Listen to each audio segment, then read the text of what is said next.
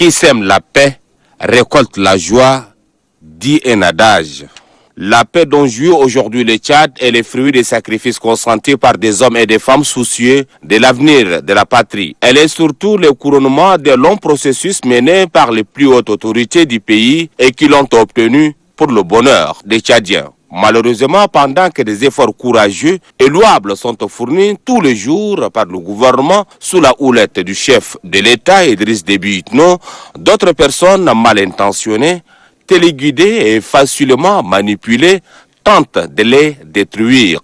Il n'est un secret pour personne, le Tchad qui vient de très loin œuvre depuis ces 3 décennies à tourner la triste page de son histoire. Aujourd'hui, le train qui a conduit le développement du pays poursuit son chemin. Un chemin voulu par un peuple souverain qui fonde son espoir sur la paix et l'unité. Des valeurs cardinales liées à son destin. Toutes tentatives tendant à mettre en mal ces louables efforts sont à proscrire. Pour être plus précis, le Tchad actuel, à l'ère de la 4e République, est résolument engagé vers son émergence. Il est forcément différent du Tchad des années antérieures. L'actuel Tchad s'est fixé comme objectif d'être un pays fort, compétitif, du coup un pays respectable et respecté.